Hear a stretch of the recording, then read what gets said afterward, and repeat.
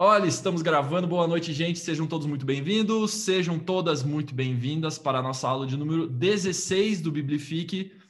Para quem está aqui na gravação e não lembra o meu nome é Alexandre Classen. Eu estou aqui do lado com o Norberto. Estou aqui do lado com o Norberto Classen. E o tema da aula de hoje, nós continuaremos a falar sobre as 7 obras da fé. As 7 obras da fé. A gente começou não, a gente falou bastante nessas últimas aulas. Eu já até perdi a conta de quantas aulas a gente tem falado sobre fé, mas a gente falou nas últimas aí, pelo menos 2 ou 3 semanas. A gente entendeu bem a necessidade que a fé tem de estar associada a obras. A gente sabe que a fé precisa ser acompanhada por obras. A gente já viu isso, a gente viu isso muito claramente na semana passada. Acho que faz uns 2, 3 dias, eu recebi uma pergunta no meu Instagram, que eu achei interessante. A pessoa estava meio indignada, assim, porque eu tinha respondido uma coisa antes, falando sobre o julgamento, o tribunal de Cristo que julgará as nossas obras. Deixa eu só admitir aqui, foi.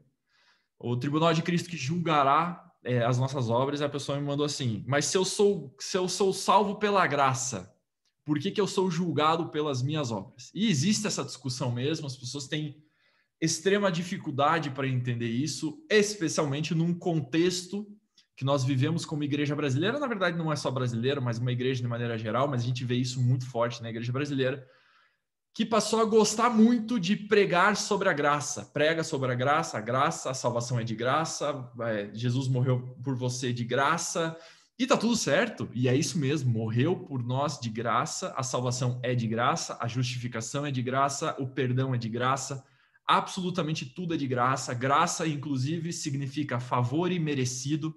Nós não merecíamos a obra de Cristo, nós não merecíamos o perdão de Deus, o perdão dos nossos pecados, nós não merecíamos ter essa chance.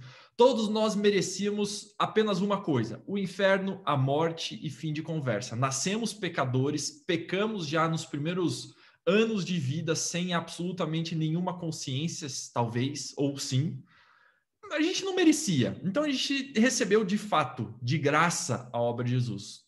Temos a graça de Deus sobre nós. Graças a Deus pela graça, porque a graça é de graça. Todo mundo sabe isso. Só que as nossas obras vão ser julgadas. Porque a mesma fé que faz com que eu alcance a graça, a mesma fé que me leva ao destino da graça, é a fé que exige que depois que eu alcancei a graça, ou que a graça tenha me alcançado, essa mesma fé exige que eu viva de acordo com essa graça, eu viva fazendo obras que representem a graça que me salvou. Então não adianta a gente simplesmente falar sobre graça o tempo inteiro e não falar o que vem depois da graça. E esse talvez seja o grande problema da pregação hoje na igreja, que prega apenas a graça, fica pregando sobre a graça e esquece da vírgula que tem depois disso, que é uma vida que leva essa graça adiante, que testemunha sobre essa graça para as outras pessoas. É uma graça que transforma. A mesma graça que nos salva é a graça que nos transforma. Então a gente tem que ter essa consciência. Eu tenho certeza que você está aqui, que está aqui já tem essa consciência, porque a gente conversou bastante sobre isso na semana passada e nas outras semanas. Então a fé que nos leva para a graça é a mesma fé que exige de nós algumas obras ou obras que sejam correspondentes a essa graça. Por isso que Tiago, em Tiago 2,14, diz: meus irmãos, qual é o proveito se alguém disser que tem fé, mas não tiver obras? Pode acaso a semelhante fé salvá-lo? E aí no versículo 26 aqui, Tiago termina o seu raciocínio sobre obras e fé, dizendo o seguinte: porque assim como o corpo sem espírito é morto, assim também a fé sem obras é morta. Todos nós aqui queremos ter uma fé viva, nós queremos viver a fé, e para viver a fé existe a necessidade de obras.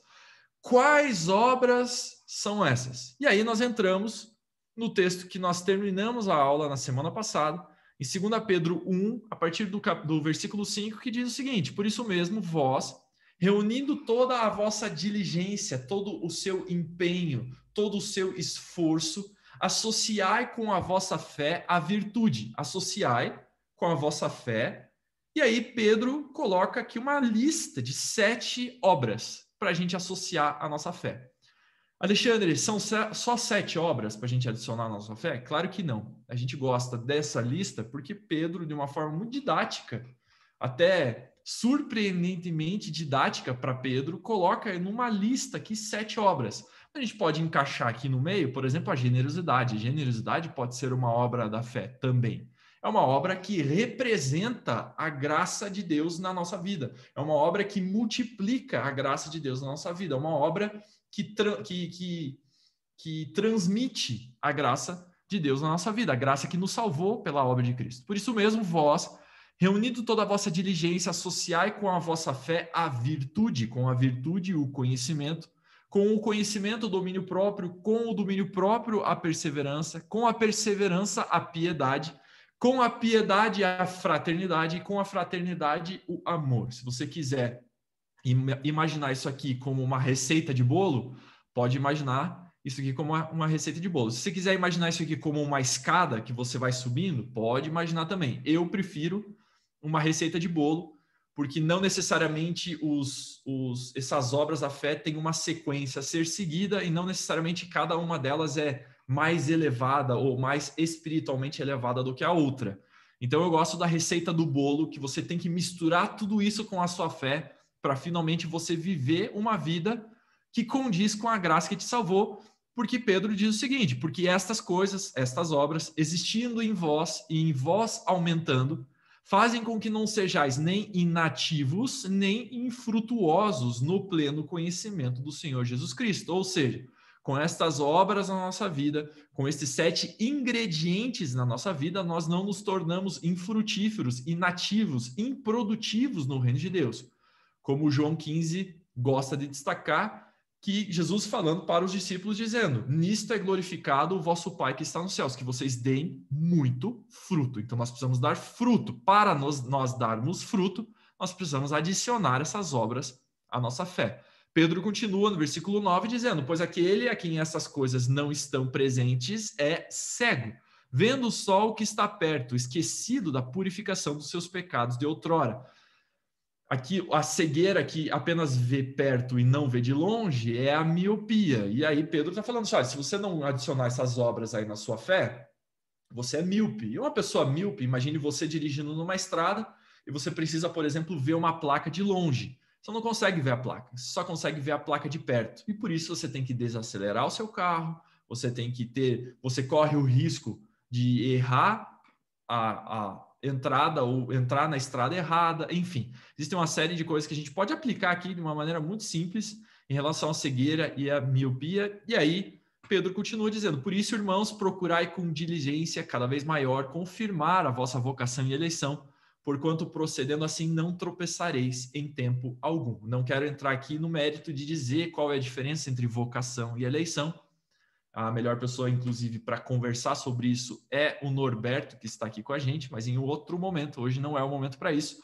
Mas ficou muito claro que é necessário que nós adicionemos 7 ingredientes, 7 obras, 7 coisas à nossa fé, para que a gente não seja infrutífero, improdutivo, inativo e nem cego no reino de Deus. Eu tenho certeza que é absoluta que ninguém aqui quer ser cego no reino de Deus, nem improdutivo, nem inativo, senão vocês não estariam aqui.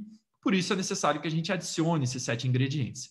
Vamos falar um pouquinho, talvez hoje a gente fale de 2 deles e na próxima aula a gente termine falando do restante, dos ingredientes, então, que nós precisamos adicionar à nossa fé. E o primeiro deles é a virtude, que pode ser também traduzida, dependendo da versão que você lê, vai ser traduzida por bondade. Eu gosto da palavra virtude, que no grego aqui, ó, já se acostumem para a gente ver, significa, aqui, ó, areté, que significa, preste atenção nisso aqui, ó, uma conduta virtuosa de pensamento e sentimento e ação. Uma conduta virtuosa, uma conduta bondosa de pensamento, sentimento e ação. E isso aqui é muito legal, porque no significado certo de areté, que é a palavra que representa o que no português significa virtude, ele está dizendo que é uma conduta virtuosa de pensamento, de sentimento e de ação. Ou seja, a nossa bondade, a nossa virtude, essa virtude que nós precisamos adicionar à nossa fé, ela não se baseia apenas em um determinado comportamento, em uma ação específica, em uma atitude específica. Não é apenas aquilo que a gente faz para o exterior, mas a virtude acontece também dentro do nosso interior. Acontece também nos nossos pensamentos e acontecem também nos nossos sentimentos. E isso é mais significativo do que muitos de nós imaginamos, ou que talvez você imagine, ou que talvez eu já imaginei na nossa vida. O meu sogro está na sala aqui e ele gosta de falar o seguinte: é muito mais profundo que isso. Então eu vou falar que a palavra areté, a palavra virtude, a palavra bondade, nesse caso, no nosso contexto, é muito mais profundo do que a gente imagina. Por quê? Acompanhe comigo o nosso texto aqui de Filipenses 2. Filipenses 2. Eu vou ler a partir do versículo 5. Filipenses 2, versículo 5, diz o seguinte: é um dos meus textos favoritos da Bíblia. É um texto lindo, maravilhoso. E se eu pudesse fazer um quadro com um texto, talvez eu faria esse aqui. É o meu texto favorito, talvez, tá? Diz o seguinte: tende em vós o mesmo sentimento que houve também em Cristo Jesus. Se eu estivesse na minha igreja agora pregando, eu provavelmente falaria ou pediria para a igreja, que ninguém gosta de fazer, mas todo pastor faz, eu falaria para as pessoas repetirem sentimento, a palavra sentimento. Então, se você está aí no seu sofá, tranquilo, de boa, assistindo essa aula, não fique com raiva de mim, mas repita para você mesmo a palavra sentimento. Fale assim, sentimento. Que houve também em Cristo Jesus, pois ele, subsistindo em forma de Deus, não julgou como usurpação ser igual a Deus. Deixa eu só tirar o meu negocinho aqui que eu consigo ler na NVI aqui embaixo, porque eu gosto da versão da NVI nesse texto aqui. Olha só, que embora Jesus, sendo Deus, não considerou que o ser Deus, ou ser igual a Deus, era algo a que ele devia apegar-se, a que ele devia se apegar. Assumindo, aliás, antes a si mesmo se esvaziou, assumindo forma de servo. Eu voltei para a revista atualizada, Almeida aqui do lado esquerdo, ok? Antes a si mesmo se esvaziou, assumindo forma de servo, tornando-se semelhança de homens, e reconhecido em figura humana, a si mesmo se humilhou, tornando-se obediente até a morte e morte de cruz. Versículo 9. Pelo que também Deus o exaltou sobremaneira. Por isso Deus, aqui na NVI, do lado direito, o exaltou à mais alta posição e lhe deu o nome que está acima de todo nome, para que o nome de Jesus, ao nome de Jesus, se dobre todo o joelho nos céus e na terra e debaixo da terra, e toda língua confesse que Jesus Cristo é Senhor, para a glória de Deus Pai. Parece uma pregação, mas se eu fosse você, mesmo que isso aqui seja uma aula, eu falaria aleluia, onde você estiver, porque Jesus é Senhor, ele tem um nome que está acima de todo nome, e todo mundo vai precisar dobrar o seu joelho no céu e na terra em algum momento. E toda língua vai precisar confessar que Jesus Cristo é o Senhor. Embora isso não seja a pauta da mensagem, é sempre bom a gente reiterar e relembrar que Jesus é Senhor. Ele é dono de todas as coisas. O que a gente já falou quando a gente falou sobre o Natal aqui, Jesus é Senhor. Ele é dono de absolutamente todas as coisas. A palavra Senhor aqui é curios, e nunca se esqueça. Essa é a mensagem que eu pregaria o restante da minha vida. Jesus é Senhor. Só que no versículo 5, essa não é a pauta, no versículo 5, Paulo diz o seguinte: tende em vós o mesmo sentimento. Sentimento que houve também em Cristo Jesus. Lembrando que a gente está falando sobre o ingrediente ou a obra da fé chamada virtude, que é uma conduta virtuosa de pensamento, sentimento e ação. E aí, Paulo aqui, em Filipenses 2, diz que tende em vós o mesmo sentimento que houve também em Cristo Jesus. Quer dizer que Jesus, antes de se tornar um homem, antes de se tornar servo, antes de vir para a face da terra, ele teve um sentimento. Jesus, quando ele era ainda Deus, quando ele era o Verbo, quando ele estava ao lado do Pai, ou ele era ainda o Logos do Pai, o Verbo de Deus, Ele teve um sentimento, ele teve um pensamento. Se a gente for ver aqui no grego, nós estamos falando da palavra phronel, com PH, que é aqui, ó, sentir, gosto dessa definição, sentir e pensar. Quer dizer que o sentimento, e isso, se algum psicólogo estiver assistindo essa aula, ele não vai poder falar que isso não é verdade, mas todo pensamento está ligado a um sentimento, e todo sentimento está ligado a um pensamento. Pensamentos e sentimentos sempre andam um ao lado do outro. Quando você sente alguma coisa, você pensa alguma coisa. Quando você pensa alguma coisa, você sente alguma coisa. Às vezes você pensa em algo e você sente, por exemplo, ansiedade. Você sente raiva, você sente alguma coisa. Ou você sente alegria. Ou você sente alegria por algum motivo porque você pensou em alguma coisa. Ou você pensa porque você está alegre. Enfim, pensamentos e sentimentos sempre andam juntos. E Paulo está dizendo aqui que Jesus teve um sentimento. E ele está dizendo, olha, tende em vós o mesmo phronel que houve em Cristo Jesus.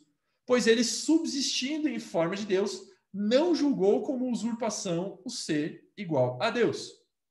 Antes, a si mesmo se esvaziou, assumindo a forma de servo. Paulo ele faz uma sequência aqui, aliás, Filipenses, a carta aos Filipenses, ele fala muito sobre pensamento e sentimento, ele fala bastante, ele brinca bastante com isso. Mas nesse momento ele está fazendo uma sequência de raciocínio, uma sequência do que acontece dentro de nós, no nosso interior, com os nossos pensamentos, com as nossas atitudes, com os nossos sentimentos, com as nossas ações, com os resultados que as ações geram na nossa vida, os resultados exteriores disso. Paulo faz uma brincadeira, ele usa, brincadeira não, entre aspas, mas ele usa o próprio Senhor Jesus para nos dar o exemplo. E vocês vão perceber que tem muito coach por aí que fala isso, só que ele não sabe que isso vem de 2000 anos, já tem isso na palavra de Deus, isso já é claro na palavra de Deus, mas a gente às vezes esquece de perceber, a gente não percebe isso. Paulo está dizendo que Jesus teve um phronel, ele teve um pensamento, ele teve um sentimento. E esse sentimento foi que ele era Deus, ele se olhou, ele era Deus, ele era o verbo de Deus. E ele não teve como usurpação o ser igual a Deus, e ele se viu como servo. Ele teve um sentimento de servo, ele teve um pensamento de servo. Ele se esvaziou, assumindo a forma de servo. Ele se tornou servo.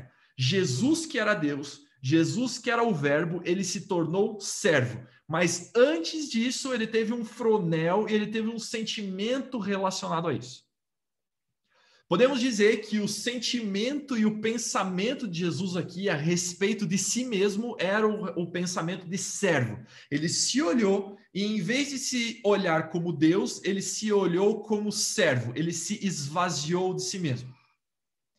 Esse pensamento, esse sentimento gerou em Jesus uma ação, gerou em Jesus uma atitude, gerou em Jesus uma atitude correspondente ao padrão daquilo que ele tinha acabado de pensar, ao padrão que ele tinha acabado de sentir.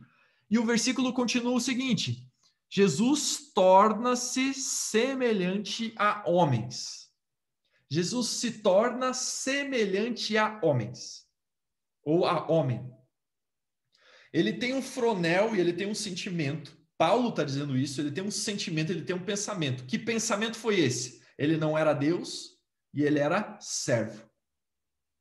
E aí ele toma uma atitude, ele toma uma ação correspondente a isso. Ele se torna homem. Já que eu sou servo, eu vou então me tornar homem. Presta atenção nisso, eu vou fazer um parênteses aqui. Percebam que uma pessoa é serva antes mesmo dela tomar alguma atitude de serviço em favor de alguém. Quando eu estou, por exemplo, dando um copo de água para alguém, eu estou servindo essa pessoa? Eu estou servindo essa pessoa. De certa forma, eu estou servindo. Eu não estou falando que não.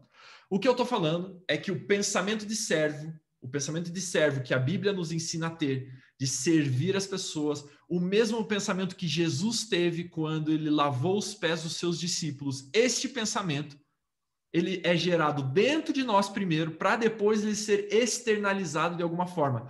Não é a atitude que me transforma em servo. Não é a atitude que mostra o serviço. O serviço está dentro de mim, está dentro da minha cabeça, está dentro do meu sentimento, está dentro do meu pensamento. A parada acontece no seu interior primeiro e depois você externaliza servindo pessoas. Servir pessoas não é necessariamente uma ação. Servir pessoas é um modelo mental, é um estilo de vida. Isso é servir pessoas. Ele acontece na sua mente primeiro, porque é isso que aconteceu com Jesus. Ele pensou ser servo e por isso ele se tornou homem. E reconhecido em figura humana, a si mesmo se humilhou, tornando-se obediente até a morte e morte de cruz. Vamos recapitulando para a gente entender bem o que está acontecendo aqui. Jesus teve um sentimento, é isso que Paulo está falando. Jesus teve um pensamento. Esse pensamento era: eu não preciso me apegar à minha figura de Deus, a ser Deus, mas eu posso ser servo, eu posso me esvaziar. Esse é o pensamento. Como que esse pensamento gera uma atitude? Como que esse pensamento podia gerar algo exterior? Ele se transforma em homem.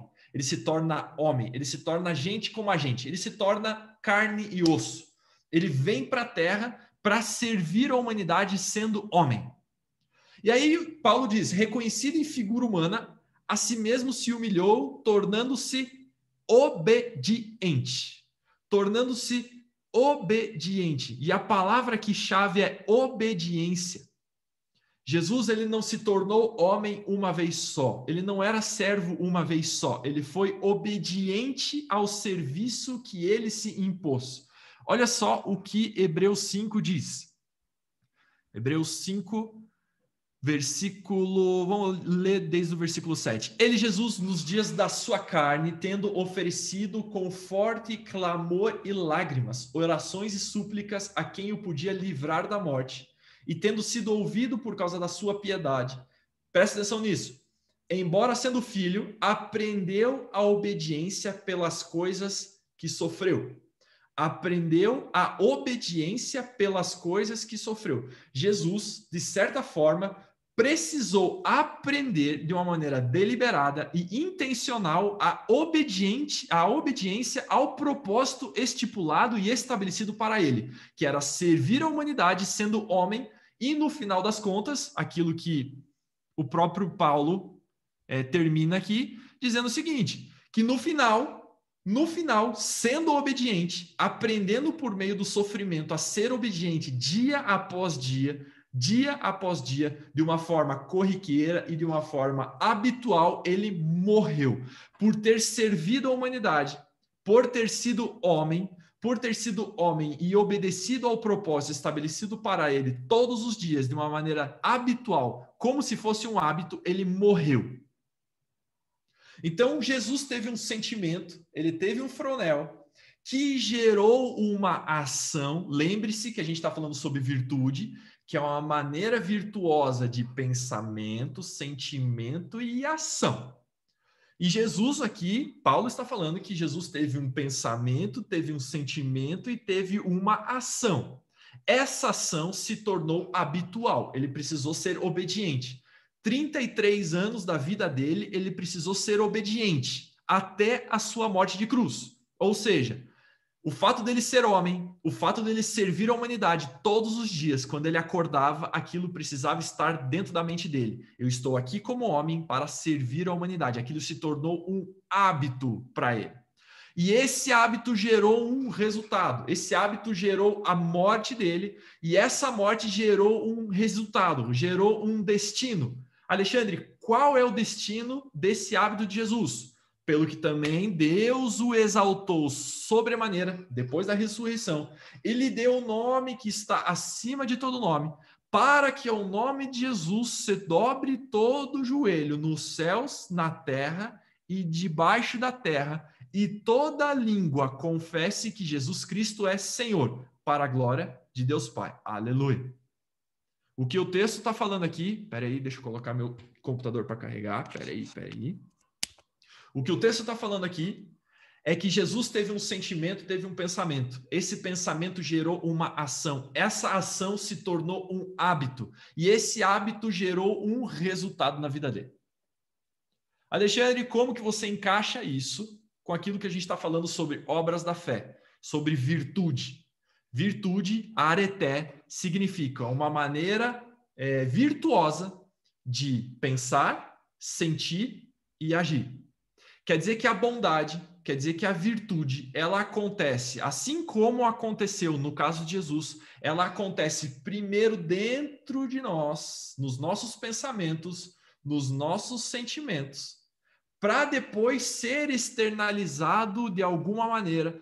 E essa externalização, essa atitude correspondente, essa ação correspondente, gera para nós um resultado. Pessoas hoje sofrem, cristãos sofrem, porque não conseguem pensar de uma maneira virtuosa. As pessoas sofrem porque eles não têm pensamentos bondosos a respeito das pessoas. As pessoas falam mal de outras, mas elas falam mal porque elas pensam o mal de outras. O que Paulo está querendo dizer aqui é que a gente precisa controlar o que a gente pensa e o que a gente sente, não necessariamente aquilo que nós fazemos. A gente sempre quer controlar um pouquinho aquilo que a gente faz, aquilo que a gente externaliza.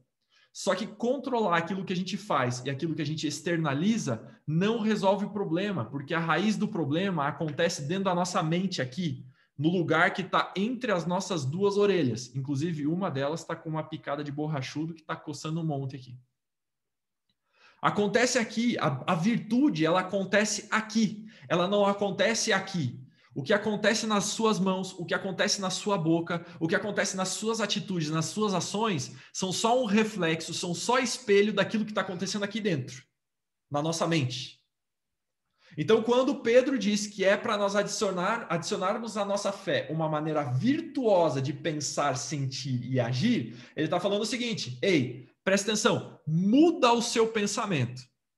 Mude o seu pensamento. Você tem que ajustar o seu pensamento. Você tem que fazer o tuning do seu pensamento. Não dá para você ficar com o pensamento que você tem agora. Não dá para você viver com o pensamento que você tem agora. A partir do momento que você é salvo pela graça, a partir do momento que você é salvo pela obra de Jesus, que a graça repousou sobre você, e agora você precisa adicionar os ingredientes, as obras da fé, à sua fé, tá na hora de você mudar um pouquinho o seu pensamento e você começar a pensar de uma maneira virtuosa, pensar de uma maneira bondosa, pensar de uma maneira bíblica. Olha o que Romanos 12, isso tem tudo a ver, eu não ia abrir esse texto, mas vou abrir. Romanos 12, olha o que Romanos 12 diz. Aqui a gente entende. Rogo-vos, pois, irmãos, pelas misericórdias de Deus, que apresenteis o vosso corpo por sacrifício vivo, santo e agradável a Deus, que é o vosso culto racional. Racional. Com a sua mente, com a sua cabeça. E não vos conformeis com esse século, mas transformai-vos pela renovação da vossa mente. Não é a renovação da vossa atitude. Não é a renovação da vossa ação. Renovação da vossa mente. Para que experimenteis qual seja a boa, agradável e perfeita vontade de Deus. Nós só experimentamos a boa, perfeita e agradável vontade de Deus, a gente só experimenta do resultado que a gente deseja, que é a boa, perfeita e agradável vontade de Deus, se nós mudarmos o nosso estilo de pensamento, se nós mudarmos o nosso estilo de sentimento, se nós mudarmos a nossa mente, a gente se renovar na nossa mente. Porque renovando a nossa mente, então, a gente tem as atitudes de uma mente renovada, de uma mente virtuosa, e essas atitudes resultam na vontade de Deus sendo estabelecida na nossa vida de maneira boa, perfeita e agradável. É impossível eu viver a boa, perfeita e agradável vontade de Deus se eu não adicionar à minha fé a virtude, que é um jeito diferente de pensar, que é um jeito trocado de pensar, que é um jeito do contrassenso com o mundo, contra-intuitivo do mundo pensar. Essa que é por isso que virtude é a primeira coisa. Por isso que Pedro olha e fala assim, virtude é a primeira coisa que você precisa adicionar à sua fé. Não tem necessariamente uma ordem de importância, mas talvez uma ordem lógica. Pedro chega e fala assim, cara, você precisa mudar sua mente, você precisa mudar o jeito de você pensar, senão não vai. Senão você não consegue. Senão você não vive as promessas de Deus para a sua vida. A graça de Deus repousa sobre você. Mas se você não fizer isso, se você não renovar sua mente, se você não mudar os seus pensamentos, que geram uma ação correspondente, você não tem o resultado que Deus quer que você tenha. Se nós não pensarmos da maneira que Deus quer que a gente pense, a gente não alcança o resultado que Deus quer que a gente alcance. Essa que é a grande dica da parada toda aqui. Por isso, deixa eu abrir aqui. Por isso, Paulo, em Filipenses 4:8, diz o seguinte: finalmente, irmãos, tudo o que é verdadeiro, tudo o que é respeitável, tudo o que é justo, tudo o que é puro, tudo o que é amável, tudo o que é de boa fama, se alguma virtude se alguma virtude há, qual é a palavra virtude aqui? Presta atenção comigo. Areté. Se existe alguma virtude e se algum louvor existe, seja isso que ocupe o vosso pensamento. O que Paulo está querendo dizer aqui é o seguinte: você tem capacidade plena, e na verdade é uma ordem da parte de Deus, é uma ordem bíblica que você controle aquilo que você pensa. Porque se você controlar aquilo que você pensa, você controla aquilo que você sente. Se você controla aquilo que você sente, você controla aquilo que você faz. Se você controla aquilo que você faz, você atinge o resultado correspondente ao controle daquilo que você fez lá no comecinho com os teus pensamentos. Mas, Alexandre, você está falando sobre controle da mente, sobre o poder da mente? Não, eu estou falando sobre o poder do evangelho transformando a nossa mente para estar alinhado com os princípios da palavra de Deus e com as atitudes que nós precisamos ter para alcançar as promessas de Deus para a nossa vida, e as promessas de Deus na nossa vida sendo alcançadas, nós vivemos então a boa, perfeita e agradável vontade de Deus. A boa, perfeita e agradável vontade de Deus está disponível para nós de graça. Basta a gente renovar a nossa mente para uma vida ou para pensamentos correspondentes à graça que nos salvou. Eu acho que está tudo claro, eu acho que eu fui muito claro nisso. Então, virtude é o primeiro ingrediente que a gente precisa adicionar à nossa fé. Pensando e agindo da maneira virtuosa, você se torna produtivo no reino, você se torna frutífero no reino, você dá fruto no reino. Você precisa fazer isso. O próximo, deixa eu abrir aqui rapidinho. O próximo ingrediente ou a próxima obra da fé, nós estamos falando sobre conhecimento. E conhecimento, que é uma palavra muito famosa, que é a palavra gnosis, que é uma inteligência, um entendimento, um conhecimento geral de alguma coisa. A Bíblia tem alguns tipos de conhecimento e esse talvez seja o mais comum, gnosis. E gnosis, inclusive, dá sentido e dá origem à palavra gnosticismo, que foi uma heresia muito comum nesse primeiro século da igreja. Talvez seja uma das primeiras heresias que saíram aí na igreja. Não se engane, gente. Heresia não é um negócio atual, não. Heresia acontecia já, naquela época. Os apóstolos estavam vivos ainda e já tinha herege aí falando um monte de bobagem. E aí Pedro fala o seguinte: depois da virtude, depois disso, depois de mudar o seu pensamento, você precisa adicionar conhecimento na sua vida. Gnosis, você precisa adicionar conhecimento. É importante você ter conhecimento na sua vida. Só que esse conhecimento precisa ser muito claro, precisa ser muito específico. Que tipo de conhecimento é esse? Porque na palavra de Deus, quando a gente fala sobre conhecimento, especialmente em Provérbios, vamos abrir aqui Provérbios 1:7.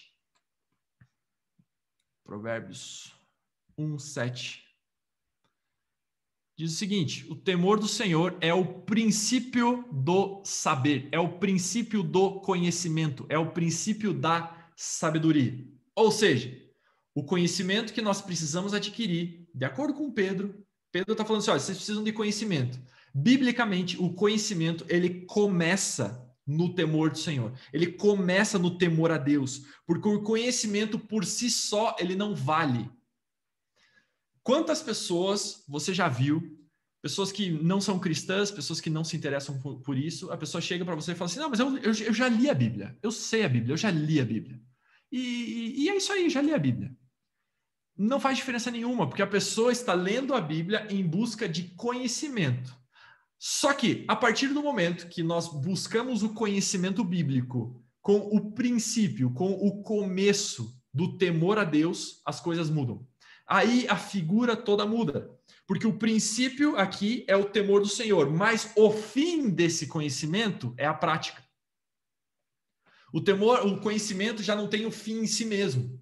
O conhecimento, quando ele parte do princípio do temor a Deus, ele já não tem mais fim em si mesmo. Ele tem um fim que é a prática do conhecimento que foi aprendido. Olha só o que Tiago fala em Tiago 1, versículo 21. Tiago 1, versículo 21, ele diz o seguinte: portanto, despojando-vos de toda impureza e acúmulo de maldade, acolhei com mansidão a palavra em vós implantada, a qual é poderosa para salvar a vossa alma. Olha só agora. Tornai-vos, pois, praticantes da palavra e não somente ouvintes, enganando-vos a vós mesmos. Porque se alguém é ouvinte da palavra e não praticante, assemelha-se ao homem que contempla num espelho o seu rosto natural, pois a si mesmo se contempla e se retira, e para logo se esquece de como era a sua aparência. Já imaginou isso? Então, o Tiago está fazendo uma comparação meio utópica, que é meio retórica. Ele fala o seguinte: a pessoa que ouve a palavra de Deus e não a pratica, ou seja, nesta pessoa não habita o temor a Deus, porque o princípio do conhecimento prático é o temor a Deus, e quando alguém adquire um conhecimento e não o pratica, o conhecimento da palavra de Deus e não o pratica, é porque lhe falta temor a Deus. E Tiago está falando o seguinte: a pessoa que faz isso é como se olhasse no espelho e logo depois de virar as costas do espelho já não se lembrasse mais do que tinha visto. Versículo 25 ele diz: mas aquele que considera atentamente na lei perfeita, lei da liberdade, e nela persevera, não sendo ouvinte negligente, ou seja, aquele que ouve a palavra de Deus e não a pratica, Tiago fala que é um ouvinte negligente, mas operoso e praticante, esse será bem-aventurado no que realizar. Olha isso aqui. Eu tenho certeza absoluta que todos nós queremos ser bem-aventurados naquilo que nós realizamos. Queremos ser alegres, bem-sucedidos naquilo que nós realizamos. Claro que sim, eu e você queremos isso. Tiago aqui está dando uma dica. Para você ser bem-aventurado e bem-sucedido naquilo que você realiza, você precisa ouvir a palavra de Deus e praticar. E o temor a Deus, o temor do Senhor é o princípio deste conhecimento que leva então para a prática. Olha o que o próprio Senhor Jesus diz em Mateus 7, versículo 24. Mateus 7, versículo 24 diz o seguinte: todo aquele, pois, que ouve estas minhas palavras, que ouve e as pratica, será comparado a um homem prudente, que edificou a sua casa sobre a rocha e caiu chuva, transbordaram os rios, sopraram os ventos e deram com ímpeto contra aquela casa que não caiu, porque fora edificado sobre a rocha. E todo aquele que ouve estas minhas palavras e não as pratica, será comparado a um homem insensato que edificou a sua casa sobre a areia. E caiu a chuva, transbordaram os rios, sopraram os ventos e deram com ímpeto contra aquela casa, e ela desabou, sendo grande a sua ruína. O que Pedro está querendo dizer aqui é que nós precisamos adicionar à nossa fé o conhecimento, mas não apenas o conhecimento, mas o conhecimento baseado no princípio do temor a Deus, no temor do Senhor, que por consequência nos leva à prática desse conhecimento. E a prática desse conhecimento nos leva a sermos bem-aventurados e bem-sucedidos naquilo que nós realizamos. E de acordo com as palavras do próprio Senhor Jesus, nós somos considerados como homens, como mulheres prudentes, que edificaram a sua casa sobre a rocha. Quando a gente faz uma casa, eu tenho uma esposa arquiteta, então a gente fala bastante sobre isso de vez em quando. E quando a gente faz uma casa, a gente precisa fundamentar a casa. Provavelmente você saiba disso. A gente precisa fazer a fundação da casa. A gente precisa enterrar essa casa para que a casa não caia por qualquer vento. E Jesus fala o seguinte: se você ouve as minhas palavras e as pratica, você está fundamentando a sua casa na rocha. Se você ouve as minhas palavras e não as pratica, você está fundamentando a sua casa na areia. Qualquer intempérie do tempo, do clima, qualquer tempestade, qualquer vento, qualquer onda, qualquer coisa que acontecer numa casa que está fundamentada na areia, ela vai cair. Não tem jeito. Se você vai fazer um prédio e você não o fundamenta da maneira que precisa fundamentar, ele vai cair. Antigamente tinha uns prédios... Qual é que era o nome do prédio que caiu no Rio de Janeiro?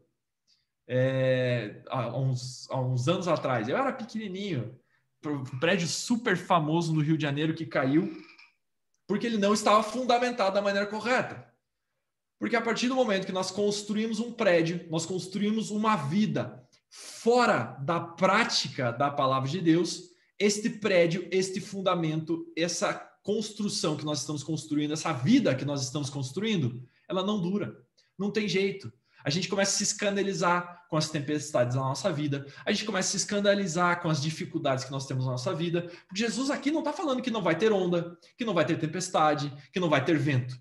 Aliás, Jesus garante isso em João 16:33, dizendo: no mundo vocês vão ter aflições, mas não se preocupem, tenham ânimo, eu venci o mundo. Mas ele faz uma promessa que é bem indigesta. No mundo, nós teremos aflições. Ele está dizendo que no mundo vai ter tempestade, no mundo vai ter vento, no mundo vai ter onda, no mundo vai ter chuva, no mundo vai ter um monte de dificuldade. Agora, você tem uma vida se você fundamenta a sua vida, se você edifica a sua vida no conhecimento prático da palavra de Deus, e você tem uma outra vida se você só tem um conhecimento da palavra de Deus. Perceba isso aqui, preste atenção. Isso aqui, ele está falando com o crente, gente. Com gente que vai para a igreja, com gente que, inclusive, está no Biblifique. Pura e simplesmente por busca de conhecimento, mas não necessariamente no conhecimento prático. Por isso que no Biblifique aqui a gente vive falando que o nosso grande desafio é trazer para todos um conhecimento prático, uma palavra prática. Porque se nós não praticarmos a palavra de Deus, é como se nós ouvíssemos a palavra de Deus e não a praticássemos. É como se nós nos olhássemos no espelho e no momento que a gente se vira, a gente já esquece do que a gente viu no espelho. É como se a gente edificasse a nossa casa na areia. E todas as dificuldades que nós passamos vão fazer com que essa casa caia, vão fazer com que a nossa vida caia, nosso semblante caia, a gente desanima, a gente se derruba, a gente quebra, a gente não aguenta, a gente reclama, a gente murmura, a gente não entra na terra prometida que foi prometida por Deus. E a gente começa a ser incrédulo, a gente começa a murmurar, simplesmente porque a gente ouve a palavra de Deus e não a pratica. A gente está falando com pessoas que ouvem a palavra de Deus, pessoas que conhecem a palavra de Deus. E aí Pedro chega e fala assim, olha, na sua fé você precisa adicionar conhecimento, o conhecimento prático, fundamentado nas palavras de Cristo com a prática, fundamentada com a renovação da mente na prática, para que você viva a boa, perfeita e agradável vontade de Deus. Essa é a vontade de Deus. Essa é a vontade de Jesus, que nós ouvíssemos a palavra dele e não simplesmente encarássemos aquilo apenas como uma motivação, ou simplesmente como palavras bonitas, ou simplesmente por um conhecimento para a gente sair aí falando para todo mundo quanto a gente conhece da Bíblia, mas pela prática. Hoje me perguntaram no Instagram o seguinte, Ali, você tem algum livro para indicar para não cristãos, para que esses cristãos se convertam? Eu falei assim, cara, não tem livro. O melhor livro que existe para que algum não cristão se converta é o livro que você escreve com o teu próprio exemplo, todos os dias que você está com aquela pessoa. Você tem uma oportunidade de escrever uma carta no coração daquela pessoa, todos os dias que você está com ela, por meio do seu exemplo e por meio das suas atitudes, por meio da prática, do conhecimento que você tem a partir da palavra de Deus. Querido, não adianta nada você estar no Biblifique aqui, você desligar essa aula e não praticar absolutamente nada que a gente está falando aqui. Nem continue. Nem continue. Porque a palavra de Deus foi feita e foi criada para nós praticarmos. Porque a prática faz com que a gente fundamente a nossa vida, a nossa edificação na rocha, no próprio Senhor Jesus, em Cristo. Em resumo, tudo aquilo que a gente falou, A Bíblia pede e fala para nós sermos sábios. A sabedoria é a prática do conhecimento entendido. Quem gosta de falar disso aqui é o Norberto, que está aqui com a gente na aula. A sabedoria é a prática do conhecimento entendido. Nós adquirimos um conhecimento. Você está aqui no Biblific, você está aqui nessa aula. Você está adquirindo um conhecimento. Você está escutando aquilo que o Alexandre está falando. Você pode estar achando super chato, pode estar achando super legal. Você pode estar achando super enjoativo e pensando, eu já vi isso 1 milhão de vezes na minha vida. Não tem problema. Ou você pode estar ouvindo e falando assim, caramba, isso aqui é muito bom. Não importa. Não importa. Você está ouvindo isso. Você está conhecendo isso. Você pode ter ouvido isso por 25 anos de cristianismo que você tem, querido e querida. Se você nunca praticou isso que eu estou falando, você fundamentou 25 anos de cristianismo na areia, não na rocha. Se você não praticou aquilo que você conhece de Bíblia, que você conhece de cristianismo, que você conhece de igreja, você está fundamentado na areia. Você não é uma pessoa sábia, porque o sábio pratica aquilo que entende do conhecimento que adquire. Nós adquirimos um conhecimento, isso passa na nossa mente, passa pelo filtro do Espírito Santo e nós entendemos alguma coisa. Esse entendimento praticado é a sabedoria. Por isso que o temor do Senhor é o princípio da sabedoria.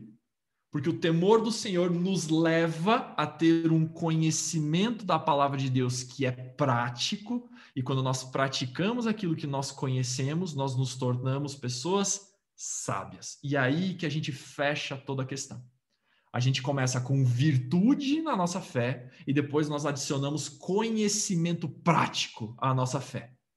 Só essas duas coisas já revolucionam a vida de alguém. Só que aí a gente tem mais 5 ingredientes que a gente vai continuar falando aí, acho que na próxima aula, sobre os 5 ingredientes, sobre as 5 obras da fé que nós ainda precisamos adicionar à nossa fé para nós não sermos infrutíferos, não sermos inativos, não sermos improdutivos e não sermos cegos no reino de Deus. Para a gente alcançar as promessas de Deus e viver as promessas de Deus na nossa vida. Para a gente viver, de fato, a boa, perfeita e agradável vontade de Deus. A boa, perfeita e agradável vontade de Deus tem uma condição. Ela é condicional. Ela é condicional. É uma renovação da nossa mente. E é isso que a gente está fazendo aqui toda segunda-feira no Biblific. É isso, galera. Norberto, você tem algum comentário? Sim, na verdade, eu gostaria só de comentar o seguinte. Na época de Jesus, um pouquinho antes, alguns anos antes de Jesus vir sobre a Terra, havia um rabino chamado Hillel, que, por sua vez, é o avô de Gamaliel, que é mencionado na Bíblia como aquele que, aos pés de quem Paulo foi instruído, ensinado. E a história diz que esse homem conhecia toda a escritura do Antigo Testamento de cor. Ele sabia recitar todos os livros do Antigo Testamento. Gente, isso é um absurdo. Lembro também, e eu estou escrevendo uma série de artigos sobre o Salmo 23, que o Salmo 23 foi o primeiro texto bíblico que eu soube de cor, por incentivo dos professores da escola dominical, que eu participava todo domingo. E eu participava de uma igreja que ainda instruía em alemão, então eu sabia recitar o Salmo 23 em alemão. Ainda sei. E eu lembro que em momentos de crise, anos depois, já casado e tal, quando surgia alguma dificuldade, seja ela financeira, de relacionamento, eu começava a recitar o Salmo. Der Herr ist mein Hirte, mir wird nichts mangeln. O Senhor é meu pastor e nada me faltará. E recitava e recitava. Mais alguns anos se passaram e uma experiência com o Espírito Santo me fez ver que o fato de eu saber o Salmo 23 de cor em nada me ajudava. Em absolutamente nada, se eu não soubesse o significado de tudo aquilo. E da mesma forma, os judeus na época de Jesus recitavam, e muitos deles provavelmente sabiam textos enormes, grandes de cor, grandes porções da Bíblia. Mas eles não saberiam ensinar aquilo como Jesus, como quem tinha autoridade. Porque para Jesus, a Bíblia era a palavra do seu próprio Pai, assim como é para nós. E nós precisamos, evidentemente, aceitar os conselhos, princípios, vislumbrar os exemplos que lá estão descritos e praticá-los. Então não adianta eu e você ouvirmos uma palavra, não é, e simplesmente dizer ela é muito boa. e na segunda-feira ou no dia seguinte, né, se estou falando de um domingo de culto, já não saber o que foi escrito. O Senhor Jesus usava, vez por vez, uma expressão muito interessante. Quem tem ouvidos para ouvir, ouça. E mesmo assim, gente, a maioria absoluta das pessoas que ouviram Jesus não praticaram o que ele pregava, o que Jesus pregava. Quem diria o Alexandre, o Norberto, o João, ou seja lá quem for. Não praticaram o que ele ouviu e se desgarraram dos caminhos. Então, gente, o que o Alexandre está falando sobre a prática, né, sobre ser sábio, né, de praticar um conhecimento que nós entendemos como verdade para as nossas vidas, é o que, de fato, nos fará crescer no cristianismo e nos fará crescer no nosso relacionamento com Deus. Então, parafraseando as palavras de Jesus aqui, quem tem ouvidos, presta atenção, pratique. O ouvido foi feito para receber uma palavra e sair praticando, não escutar. Eu estou escutando o latido de cachorro da minha vizinhança aqui, mas isso não vai influenciar a minha vida cristã. Eu vou ouvir uma palavra de Deus e esta sim, eu vou assumir o compromisso de praticar, para desta forma me ser sábio. Quem tem ouvidos para ouvir, ouça. Amém. Muito bem. Deixa eu dar uma dica matadora, algo que eu indico para todo mundo. Sempre quando vocês ouvirem alguma mensagem, alguma aula, alguma coisa, no momento que a aula acaba, no momento que a pregação acaba, reservem 2 minutos e façam a seguinte pergunta para vocês. O que o Espírito Santo quer que eu mude nas minhas atitudes a partir desta aula ou desta mensagem? Qual é a atitude que eu vou ter que é diferente das que eu estou tendo agora? Como que eu vou evoluir na minha atitude? Como que eu vou evoluir na minha vida cristã a partir desse momento, depois desse conhecimento que eu acabei de adquirir? Qual vai ser a atitude diferente? Qual vai ser a prática disso que eu acabei de ouvir? Sempre façam essa pergunta, sempre, absolutamente. Me permita fazer mais uma observação, Alexandre. O João colocou uma observação ali, o que você é, fala tão alto que as pessoas não lhe escutam. Eu lembro de uma frase que é atribuída a Francisco de Assis, e que dizia o seguinte: pregue a palavra de Deus. Se necessário, use palavras. Proclame o evangelho. Se for necessário, use palavras. Ou seja, as suas ações, aquilo que você é, que é, conforme nós aprendemos hoje, resultado das virtudes, daquilo que é acrescentado à nossa vida, certamente fará com que as pessoas mudem e que eu e você também possamos crescer com isso. É isso, galera. Mais algum comentário, alguma pergunta? Alguém quer falar alguma coisa? É isto? Olha só, muito bem, gente. Então tá bom. Bom descanso para todo mundo. Muito obrigado pela presença de todos. Espero que a aula tenha sido boa e tenha edificado a vida de vocês. Amanhã a gravação da aula já está na plataforma, no Hotmart, para vocês assistirem, se vocês quiserem, novamente, e para aqueles que não assistiram ao vivo, tá bom? Deus abençoe, bom Netflix, boa pizza. Não, hoje é segunda, hoje não tem isso, né? Então, bom descanso e até a próxima.